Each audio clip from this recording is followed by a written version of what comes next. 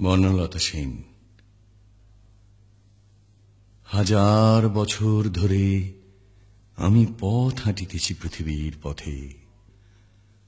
সিংহল সমুদ্র থেকে নিশীথের অন্ধকারে মালয় সাগরে অনেক ঘুরেছি আমি। বিম্বিসার অশোকের ধূসর জগতে সেখানে ছিলাম আমি, আরো দূর অন্ধকারে বিদর্ভ নগরে। আমি ক্লান্ত প্রাণ এক, চারিদিকে জীবনের সমুদ্র সফেন। আমারে দুদণ্ড শান্তি দিয়েছিল নাটোরের বনলতা সেন। চুল তার কবেকার অন্ধকার বিদিশার নিশা, মুখ তার শ্রাবস্তির কারুকার্য।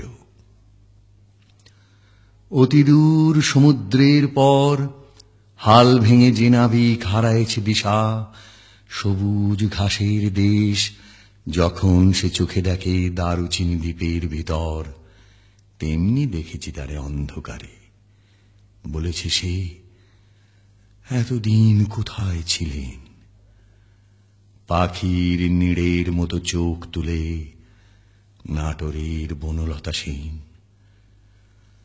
সমস্ত দিনের শেষে শিশিরের শব্দের মতন সন্ধ্যা আসে। ডানার রৌদ্রের গন্ধ মুছে ফেলে চিল। পৃথিবীর সব রং নিভে গেলে পাণ্ডুলিপি করে আয়োজন, তখন গল্পের তরে জোনাকির রঙে ঝিলমিল। সব পাখি ঘরে আসে, সব নদী ফুরায় জীবনের সব লেনদেন। থাকে শুধু অন্ধকার মুখোমুখি বসিবার বনলতা সেন।